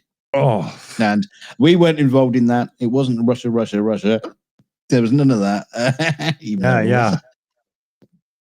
It's just, and then Trump just sits there and goes, "Yeah, Putin, what a guy! Yeah, what a great guy!" I know. Hearing that just drives you nuts. I mean, come on, dude. You know, I actually had a bit of a weird dream the other night. Or maybe I was awake. I'm not too sure. Whether it was a dream or just like a weird. Is OnlyFans on or off? I don't have OnlyFans. I'm only on OnlyFins. It's just dolphins. I'm on OnlyFans. I like the ones that shouldn't be shown in public. You know. Hey, shut up. I'm talking. Anyway, I was saying. No, I had this weird concept. You know, it was in a dream or whatever. But actually, like sitting down and talking to Trump, you know, just like normal people, like, you know, like man to pig, like you know, your great uncle, you know, how you doing? Actually, I'll come back to this because I got a concept on his bruising, but just talking to him like a normal person, and it would actually be quite fascinating to take all the politics out, all the bullshit, and actually talk to him like a normal person. If indeed there is a normal person inside there, of course, you know, it might be he might be like you know, Darth Vader. He's more mad than he is human anymore. Yeah. There's nothing left. But yeah. No, back on. You were talking about this earlier. The bruising on his hands. Now I've got a theory on that. Get that fucking stupid Yoda. I have a theory on this because my old buddy Brian Johnson, who was the he was the singer for the Beach Boys, right? No, the proper one, the visual effects supervisor for Aliens, and he worked on Thunderbirds, and you know, all the great stuff. Wow. Yeah, and Space 1999. He invented the Eagle. Yeah. Oh, wow. Yeah, good old friend of mine. Now he is a big guy, and he had a really, really strong handshake because he believed, you know, if you're going to give someone a handshake, you put some fucking effort into it. Yeah. And you know, me I don't do that to little girls, but I do agree, right? You know. But me being a whoopsie artist, you know, it's like, yeah, and I reckon a lot of that goes on with Trump because a lot of people are doing the power play. Oh, he has a handshake like a soggy cloth that needs to be washed. right? Yeah, but the other guys, like Putin comes in to shake his hand, he's gonna put that fucking pressure on the thumb. He's gonna squeeze that hand because he's trying to dominate. Yeah, just like the reach around he's gonna give him later, right? but that was what Brian used to do when he was doing handshake. He was dominating that point. Domineering person. And I think a lot of these bruises on his hands are simply coming from really strong handshakes from people who are trying to like quietly show their power and dominate Trump. And he just gets that bruise on the same place where a thumb would be during a handshake. And I'm pretty sure that's where it's coming from. It could be from him blocking punches from Melania, right? Trying to grab his pussy. You want me to beat you with this stone fucking stupid gold leaf statue, you fucking bitch? He's just deflecting for his life. Okay, Kelly did that. I would, especially if she's in like leather and high heels or something. What, Trump or Melania? No, her. Oh, okay, dirty bastard.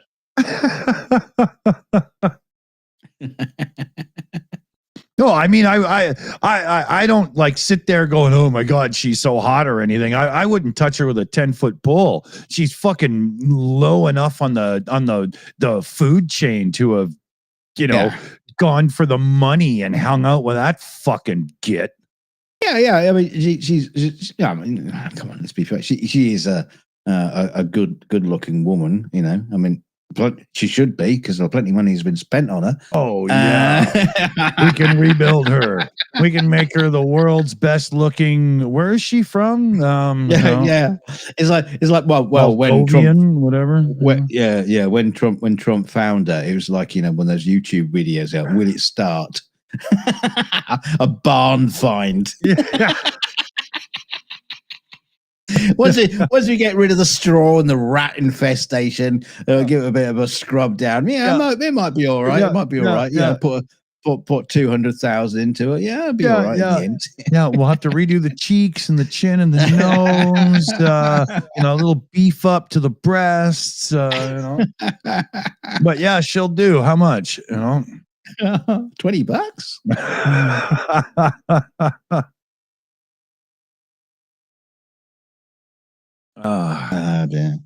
Yeah, she's totally like from communist somewhere, right? From when she was a kid or something, right? Estonia? Slovenia. Yugoslavia. Yeah. Right. There we go. Yeah. You probably found her on one of those, those. He got recommended on YouTube. It was on the top left-hand corner. Meet Eastern European girls. Yeah, they met when OnlyFans was a BBS board. Yeah, you notice that when I don't know how often you see it, but sometimes it comes up on my YouTube recommendations. It's like meet Ukrainian or Russian or whatever. Yeah. And they're always hot and the tits are hanging out and all busty and everything. Yeah. You never see the one with just like the shawl over their head and they got half their teeth are missing and they got a goat tucked under their arm. Yeah. You got a baby suckling on the other and all that. Like the 99% of what the people are actually like. That's funny. That reminds me of the story of the family that went to Russia because America was a shitty place to be or whatever the fuck it was. Yeah. And I think 2 of their children have been killed and they've been arrested. And it's just how stupid can you be? Well, there was another one of those stories recently where the guy basically ended up on the front line in Ukraine. they basically signed him up, sent him out. Yeah. I'm an American. Oh, yeah. You got a flag. just stick on this tank. Yeah. And I think he lasted like weeks, you know? Yeah. And so the family got a ham, you know? Yeah. Well, a slice of ham. Well, it was like sawdust with rendered fat mixed in, right? You know? Yeah. Don't get carried away with the whole ham. Yeah. I mean, I feed my birds better, right? The wild ones, you know? Yeah. Mexi girl there says, yeah, he lasted 3 weeks. Yeah. Imagine that. You bought into the social media bullshit to the point where you go over there and you're dead and gone in 3 weeks. You can't be that fucking stupid. You can't. Well, you can. But you shouldn't be. It's stupid.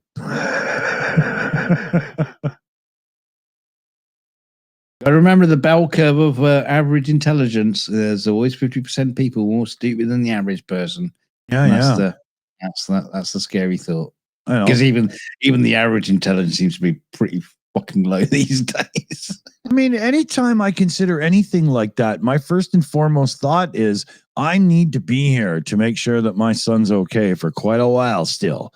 Right? I can't imagine an off the cuff. We're going to Russia. They didn't interfere with the election. They're the good guys. We're going there. You know, how the fuck? You know what? They should have been on a reality TV show. Too stupid for trailer parks. Yeah. I mean, there must be like Banana Republics that are probably a safer bet to go to. You know, there's people in tribes in the Amazon that haven't even been contacted yet that know better. Still vote for Trump. Yeah. They're like, what? Go to Russia? No, that's fucking stupid, man. Why do you think we stay here? You know? Yeah. With all these animals that are trying to kill us, we feel so much safer here with all the spiders, the scorpions, the snakes. Yeah, exactly. The frogs. Even the dandelions would kill you just by looking at you. Yeah. We'll gladly fight Gilligan's Island headhunters before we go there. Okay.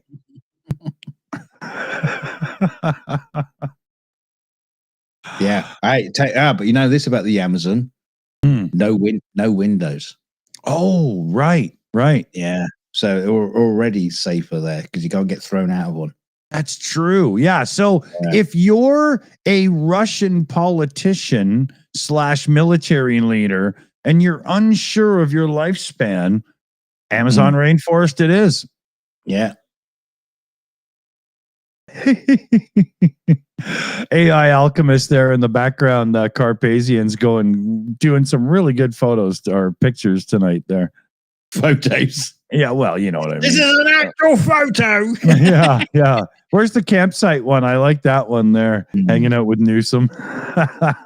that's Newsom definitely not cooking Trump's penis on there. Yeah. Well, no, Trump's penis. It's tiny little penis. Yeah.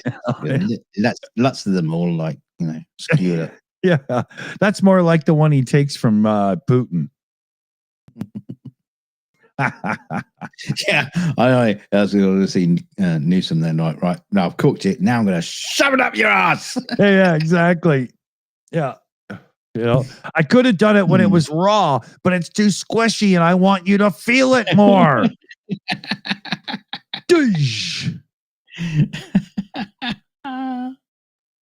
Give it to him while it's hot too, so it cauterizes that fucking hole.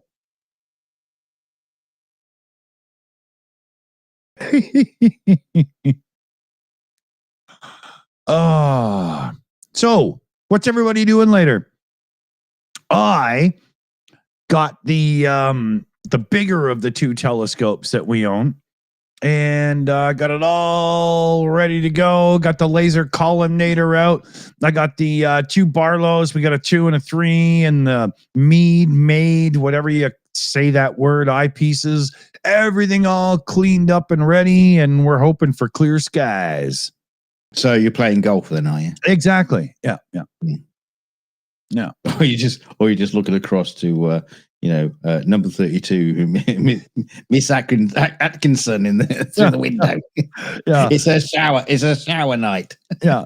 Well, we've noticed there's a family that lives up on the hill, and they're a little bit too friendly. So we're gonna watch the soap opera tonight. Born to live on Incest Mountain with the mailman and the carpenter too. Reminds of that scene in Blue Thunder, where the rookie cop takes the helicopter pilot. What's his name?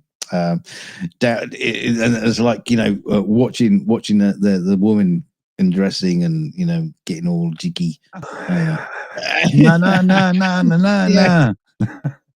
It's like, you filthy git. This is police money being spent here. Using all this technology to spy on a naked woman. It's like Roy Schneider is just like rolling his eyes. Yeah. Oh dear. He's played some great parts in movies, Roy Schneider.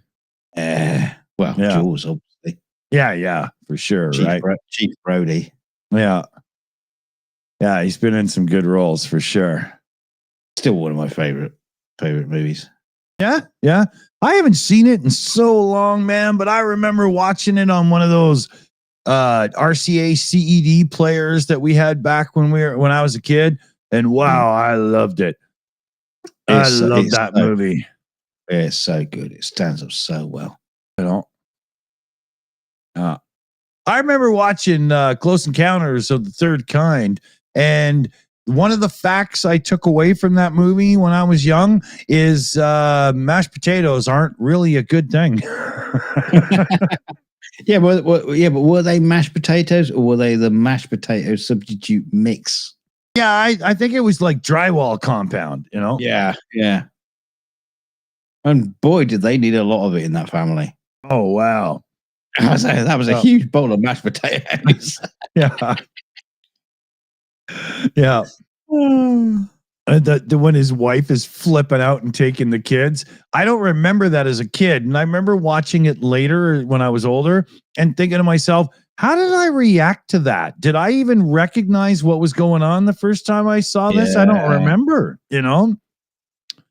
because it's a pretty traumatic moment. And for me, I was probably like, my parents never split up or argued or divorced or anything. So, It's such a great scene in the film where he's chucking things through the window into the kitchen. He's flipping out.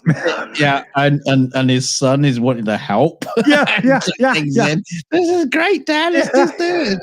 And she's screaming, just in her slippers and a nightie, and he's in his dressing gown. He's pulling up the chicken wire from the next door neighbor's. Yeah, in his robe and shit. Yeah.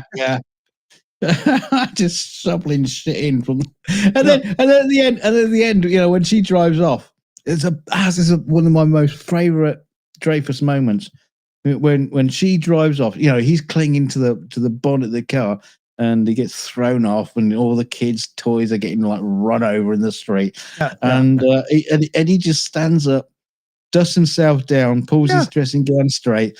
Walks back to his grabs a window. plant or something, and chucks it in through the window. Then just climbs in through the window, and then looks out and then slams it shut. That's it. I'm not talking to you bloke anymore. Brilliant moment. Spielberg at his best. I loved that movie as a kid, but I think I loved it because they made me wait so fucking long for the spaceships and stuff at the big thing at the end, And I remember when I watched it the second time, I had a way different vision or, experience with the movie because all of the buildup made more sense to me, right? Yes. Yeah, the buildup is fucking awesome. Yeah. But even just the bit of them driving through the desert to the mountain, and the fucking car, the cows on the road. Yeah. Just But great stuff. But there's one thing that I didn't notice until like the third or fourth time I watched it. Mhm. After his wife buggers off with the family, Yeah. there's no sign of her again. And the movie's just like, yeah, this is fine. Yeah. You know, Yeah. I didn't realize that until I was older again. And I was like, well, wait a minute. You know, Yeah. they're just gone. Yeah. And he kind of like sort of strikes up a relationship with this Yeah. You absolute know, stranger.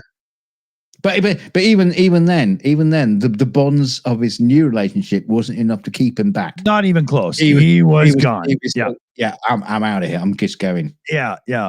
It's an awesome film. It's so worth rewatching because there's so much to get from it, you know? Yeah. What time do we got here? Okay, yeah, 1 second. Let me get one more beer here. One more. Yeah. I love Francois Truffaut in it as well. He's just like superb. And Bob Balaban as the what do you call it? The translator. In fact, yeah. I have in my He can possession. barely even speak English, man. I have in my possession the Close Encounter Diaries. Now, if you can get your hands on it, it's a fucking incredible read. Is it written from the perspective of the humans or the aliens? Yeah, it's written from the perspective of Bob Balaban, the actor, and it's basically just the diaries of them shooting the film. Oh wow! And it's absolutely fascinating. It's superb. That's like cool. Bob Balaban meeting Francois Truffaut for the first time. He's like he's like a lovesick child. It's Francois Truffaut. Yeah. As I understand the stories I've heard, is people were just like, "Holy fuck, he's here!" You know? Yeah. I mean, I must admit, I don't think I've ever seen a Francois Truffaut film. No, he was like a really famous, French film director. Yeah. I couldn't name one of them. They all start with Debbie does, I think. You know? But he was such an amazing presence, and he is so good in this film. Even when he breaks into his like little pidgin English as well, it's like Yeah, there's so much to like in that movie. It's really fucking good. Wow. And no bad guys. Yeah. It's one of the few films where it's not a struggle against good and evil. Even the military involvement isn't necessarily bad guys. They're just trying to do a thing as calmly and as safely as possible. Yeah. There's no heated conflicts or anything, Yeah. Yeah. Very, interesting. Very clever. I never thought of that angle. Yeah. Wow. Don't make them like they used to. That's true. Yeah. And the one thing you've got to love about Close Encounters is it's one of the last of the old school effects movies again. And when you rewatch it, you don't sit there going, "Oh, that's funny." You watch it going, "Fuck, this is awesome." You know? Yeah, there's not. I would even say there's zero dodgy visual effects in it. I can't think of a scene that breaks it. I mean, just that shot alone of when Barry, the little kid Barry, opens the door, and just like outside is red and everything is shaking. Yeah, fucking amazing. What about? Okay, this is the one. My dad, because it's not. Well, go back to that 1 second. It's not just stupid camera jerking, but there's shit moving everywhere on the set, right? Yeah. But also, but the bit with the heating grill plates in the floor and the screws wind up, pop out. It's like my so dad easy goes, to do, but amazing. How did they do that? Yeah, How did yeah, they do yeah, that? yeah, yeah. Well, somebody's on the other side. Yeah, but even then, it's still not easy to do. But it's just no. so well done. Yeah, I love it. Love it. I love that stuff so much. I can still do that. Oh, it's Sunday and I'm hungover in the morning. What am I going to watch? Fuck, give me something from Harryhausen. Yeah. I love those. I don't know about Harryhausen. Oh, I love it. I understand, he's only running at 10, 15 frames per second or 14 or blah, blah, whatever. And, but when you think that they just, here, dude, do your part. And it's one dude, Yeah. Well, there's a Jason and the Argonauts. Is obviously one of his most famous ones. Yeah, but there's a scene where the Argonauts are trying. What are they trying to do? But they're just trying to get. I think it's when they face Poseidon or something, and the scene drags on for about 5 minutes with nothing happening. Yeah. Just the ship waving around and people going, ooh, ooh. And you know when people say, oh, we should remake that film. It would be great. And then you go, well, actually, if you remade it to like the modern standards, that scene would be done in 30 seconds, and the whole film would be done in 30 minutes. Yeah, you'd have to insert shit. It's so fucking slow. Yeah. There's not a chance you could actually remake that film and still apply it to like the modern audience. Yeah. Same with Clash of the Titans. When they did the remake of that, they had to remake half the movie into something different just because the shit that we thought was cool back then was not going to impress or sell anyone, right? Didn't they got rid of the fucking owl in it, didn't they? Yeah. Yeah, well, yeah. That stupid idiot that was in that movie was so worried about his career and stuff. They had the mechanical owl ready to go, and he was like, "Are you fucking kidding me? What are you gonna do? Just ruin my career with this fucking childish shit?" And he lost his shit, and they took it out, and only he gets a cameo. That's it. Yeah. Yeah. And meanwhile, that was the highlight. That was the highlight of the original movie. I know. And the funny thing is I still can't even remember his fucking name. Who cares, right? But everybody knows the mechanical owl, right? You know, you can't remember his name. That's true. Aha! Caught you. Yeah. Well, I can't remember either. So yeah. See, there you go. Yes, there you go. No argument there. Yeah. But yeah, that guy that did that redo of the Clash of the Titans, fuck, he sucks. Oh, I hate that guy. Are you talking about the actor or the actor? Yeah. I can't remember who it was. I can't even put a face to it. Oh, I can.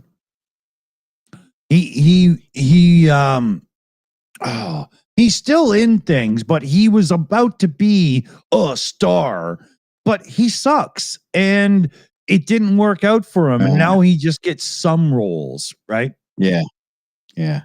He's looking at Ryan Reynolds going, "Fuck you, you." Yeah, bastard. exactly. Yeah, I could have done that. Except he has the personality of, shoe leather, right? It's like all the execs in Hollywood saying, "Oh, we're making a movie. Who should we put in it? Oh, let's just go with Ryan Reynolds." Yeah, exactly. Yeah, right. Let's not even think about it. You don't need a casting agents or anything like that. Yeah, why fucking bother? Ryan Reynolds, he'll do.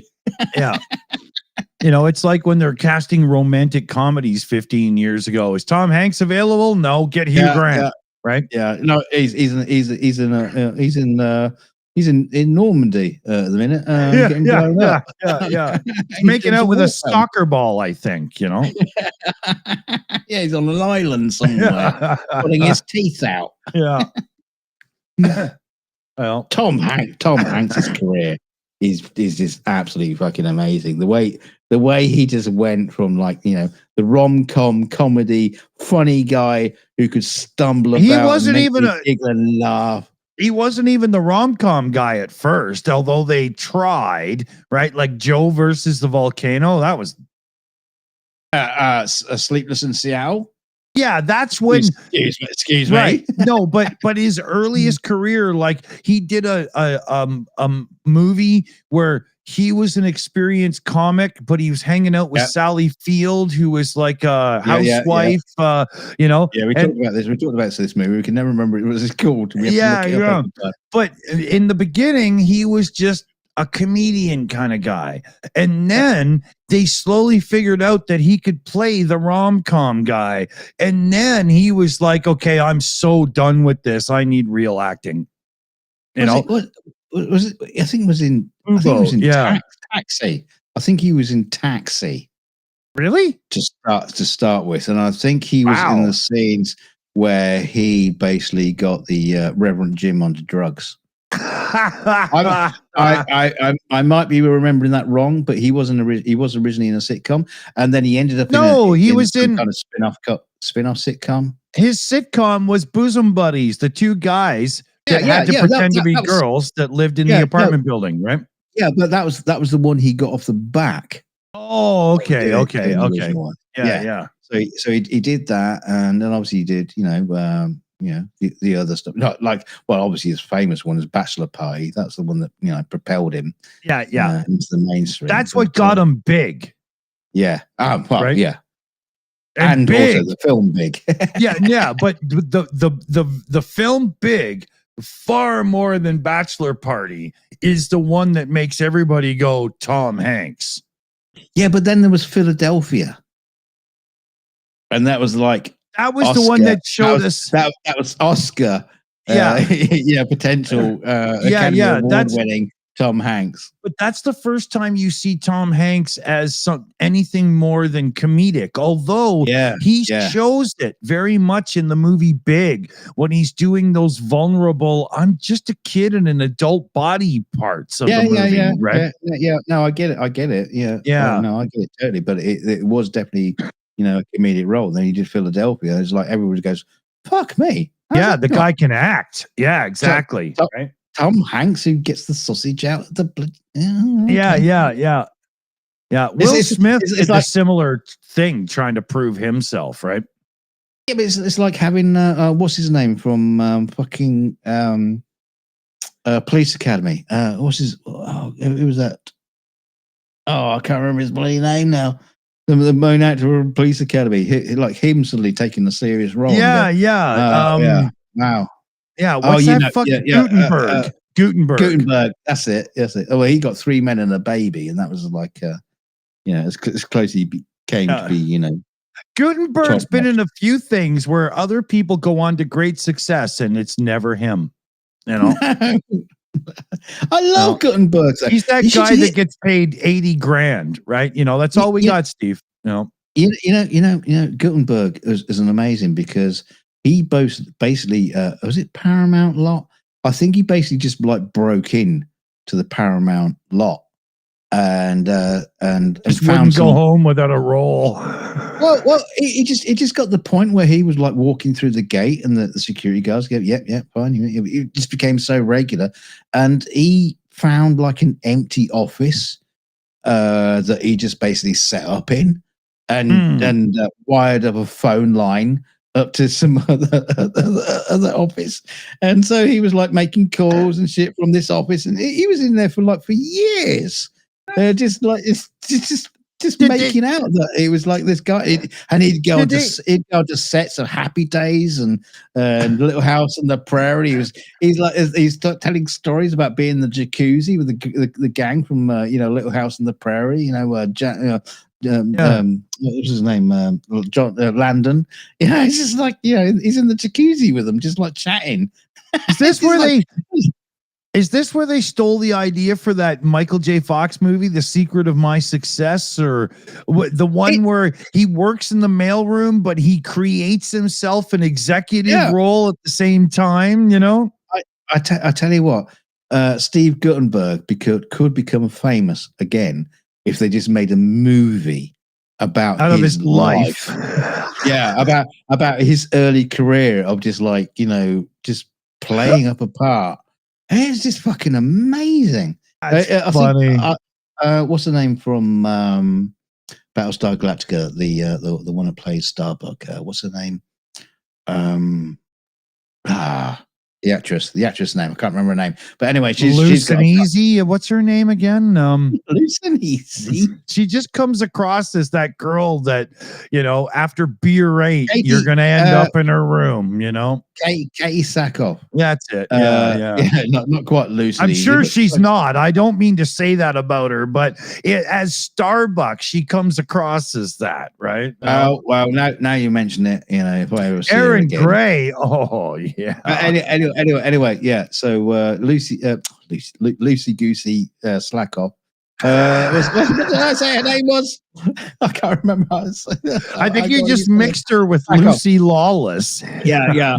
Anyway, sack off. She's got a YouTube channel, and basically there's a great interview with her and Steve Guttenberg. He's literally phoning it in, so the audio is terrible. But too bad. It's a great conversation, but it's worth checking out. Yeah, Katie Sackhoff. I just realized she has a podcast, and I think it's with somebody. Like she's got a co-host person that everybody knows. Isn't that how it works? I haven't seen the co-host. I've only seen the bits with her. Yeah, I think it's Lucy Lawless is badass, KK. I agree. I was ecstatically excited when she showed up on second generation Battlestar Galactica. I was like, yeah, I like this girl. All right. And she played a hard-nosed, mean bitch, too. I really thought that was cool. I can't think who that is. Lucy Lawless, she's Xena, warrior princess. Was she playing Battlestar? She plays one of the Cylons. She plays one that's pretty devious, long hair, good looking. She's a skin job Cylon that doesn't join the party right away. She comes in a little later. Right. I still can't remember. Yeah. Yeah, she's cool. She kind of gets a thing going with Baltar a little bit. And then everybody gets a thing on with Baltar. She's the one that's kind of trying to figure out and she gets to see the golden palace of Artemis or whatever the fuck it was in the visions and stuff. I can't really, you don't remember the scenes with Baltar when he climbs into bed next to Satan and goes, "Hey, Satan, you want to fuck?" Yeah. Here, let me bring her picture up. Ooh, no tits. No. I'm just going to go into my private library of images of Lucy Lawless. Yeah. See here. This picture should be the one that does it, right? Does that make? Hold on. I still don't remember. No? That's probably the era of Battlestar where I kind of like watched it, but just kind of like phased out. Could be. I think she comes in around season 2. She's pretty prevalent by the time they've got New Caprica and Baltar's president and everything's awful. But yeah. Very strong character. Like, when she gets mad at you and shit, yeah, you shit your pants, right? Yeah, I like her very much. I love the fact that when it's like Hollywood does like a sort of like a female strong movie and it fucking fails. And you go, oh, you just don't like strong women in the role. And you go, yeah. Well, let me just point you to these movies. That I've watched yeah. Have you ever seen Alien? Yeah. Aliens? You know what I like? Character. Yeah, it's like, you know what it usually comes down to, Dunk? It's we like to decide for ourselves if she's a strong woman character. As soon as you tell me, it usually means the writing's so bad, you have to tell me so I know. That's usually how it goes. Nobody had to say Sigourney Weaver is a strong woman, blah, blah. No, she fucking shows you, man. Yeah, you know? Yeah, it kicked ass and, showed the Marines how to do it. Yeah, but you haven't seen Aliens yet, so you still got to see that. Yeah. It's like, the Ghostbusters one, all the female cast. Yeah, it was just terrible. Sorry, it's got nothing to do with the fact it's a female cast, but they're all cast wrong. They're all given shitty lines. They're all tried to be, aren't we kooky and funny? And it failed. And you go, oh well, you just don't like you're a misogynist. Yeah. No, you made a shit I just movie. like good entertainment. Yeah. But there's been a lot of that. There's been a lot of that in the recent years, especially when a movie will come out and it gets just like blasted by pundits on YouTube, and you end up some kind of like fan revolt. Sort of thing goes on, and then the Hollywood system like strikes back, said, "Oh, you're just having a go because the director's a lesbian." Yeah, no. She wrote a film about Star Wars and just wrote in lesbian stuff in there all over the place. Star Wars isn't about celebrating the sexuality of the characters and so on, right? Like nobody gives a fuck, man. Get to the fighting, Yeah, unless it's a Wookiee. Yeah. And there's been a couple of good examples in the live chat here. Shills account there, Mexi Girl says Sarah Connor. Yeah. Nobody had to put in the description a strong, independent woman. And could you imagine? Wait, but Sarah Connor is brilliant because Sarah Connor starts off as a waitress. Yeah. Right. And Princess Leia, right? There's so many. Lucille Ball, right? She owns the whole show. Ricky Ricardo is her co-host, right? Everybody knows it, And if it wasn't for her, we wouldn't have Star Trek. There's so many examples. And for some reason, since woke, and there's a lot of things in woke I like, I'd very much want people to be treated as equals and all that kind of stuff in life. But ever since woke, I look through the listings for new TV shows and I see, 3 strong independent women. Nope. Yeah. And I won't watch it, not because I probably wouldn't have enjoyed it. And maybe in a few years, I'll go back and watch it. Who knows? But because you have to stuff that down my throat, I already know your writing is weak and it's probably shitty. Yeah. That's why you don't watch any gay movies, because you don't want that stuck down your throat. No, but I mean, imagine. No, hold on. Let me finish. Imagine if a Clint Eastwood spaghetti western said a strong, independent drifter. Come on. Yeah, right. Yeah, okay. What about a weak one? Yeah, let's start off with a weak stupid one. Is that? Can you imagine Magnum Force, Dirty Harry, a strong, independent police detective? That's just fucking stupid. Yeah. Right? Yeah. Let me find that out by watching the movie. Stop. No. So this is the problem with wokeness. And there isn't a problem with wokeness in per se, it's the marketing because we should all be a bit more, totally. How would we say, a bit more respectful for other people. But the fact is, as soon as you start to promote your film based on wokeness, you've lost.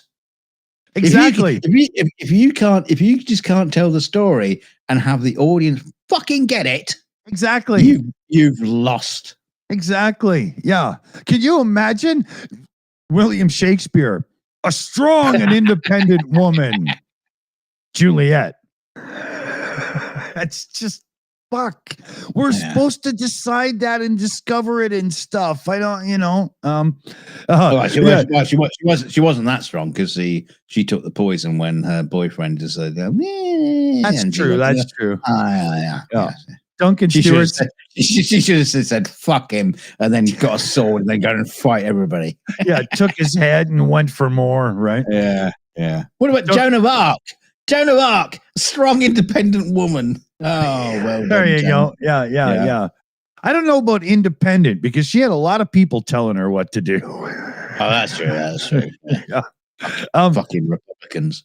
Duncan Stewart in the chat. Do you feel empowered? Well, do you, punk?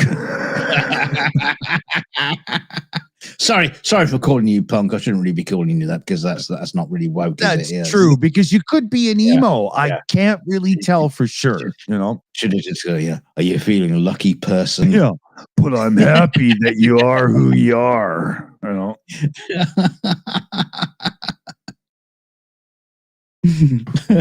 Do you have a boyfriend at home that you'd like to call before I kill you? Should have woke guns. This gun won't blow your head clean off. It will it will do nasty things to your face. Should you let it? Yeah. If you decide to, it will. What time is it? I don't know where I'm going with that. Fucking missing that. I forgot to warm up the oven, so it looks like I'm ordering something for Felix tonight. What day is it today? Sunday? Yes, it is Sunday. Tomorrow he goes off with his youth group for the day, so I should order according to good leftovers for his lunch. Yeah, that's what I'll do. I wonder what that'll be.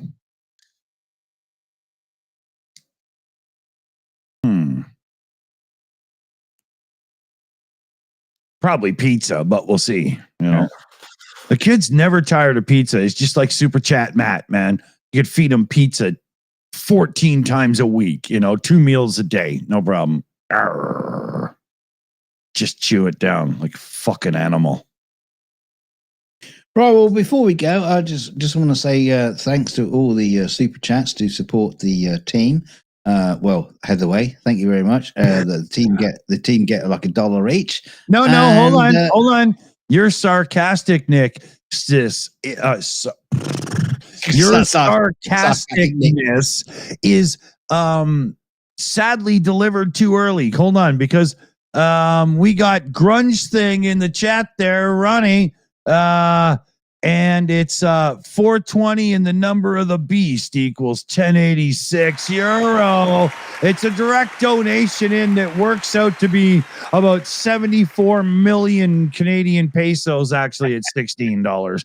But hey, Grunge Thing, thank you very much there, dude. Yeah. Yeah, so they still just get $1.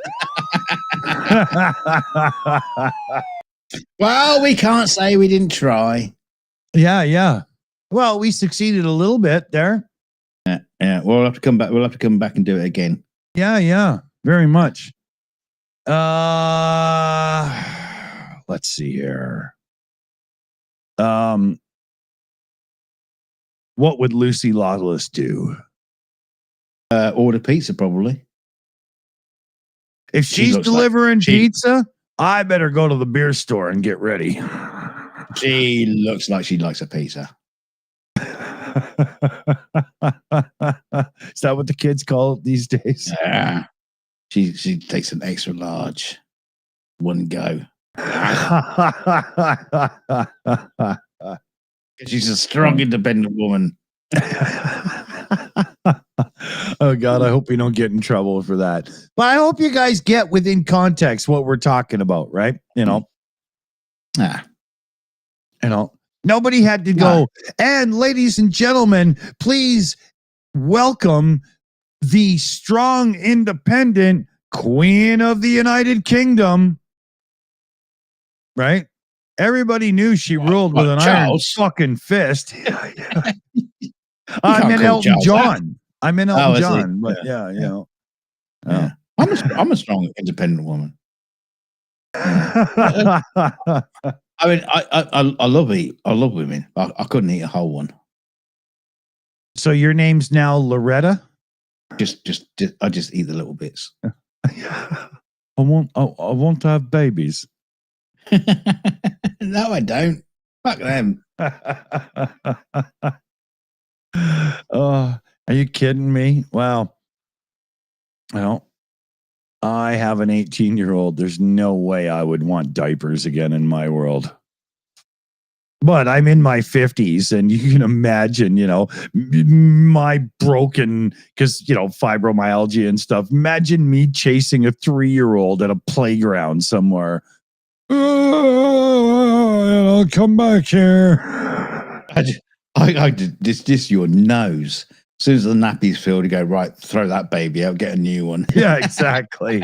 Yeah, this one's broken. Yeah, can we return it? Yeah, Amazon, send it back. Yeah, that stork did a done wrong thing, man. So yeah, let's thank the team here. We got Mexi Girl on the Shills account. We got Shayna Caldwell, Annette, PJ Net, Carpasian The AI Alchemist, Jose C, David Worley, Liam Wakefield, and Super Chat Matt. So thanks everybody.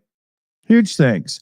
And yeah, there was a time when Dunk was a host on Solid Gold. We'll just give you a little taste of it here. But we do have a live clip coming up soon. We'll let you know. Oh, God. But he loves the nightlife, and man, did he love to boogie. Oh, Carpasian, enough of the Yoda shit. Go on. He loves the nightlife. Yeah. Come on, if you're going to do AI, you got to do an AI of me. My face, not that fucking stupid bloody Star Wars thing. Look at Yoda boobies. Have you ever seen that before? Only in wet dreams. We shall not discuss that any further. Okay, so let's see here. Good consumer advice would be if you ever meet this girl online, you're probably barking up the wrong tree. Just don't. Hey, strong, independent woman. Come on. fighting against evil.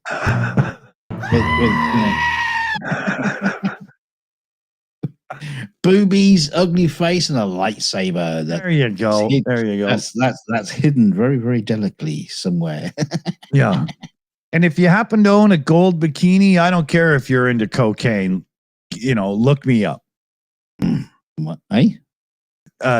It's a reference to Princess Leia. I'm getting rid of my gold bikini right now. Your wife will thank you for it.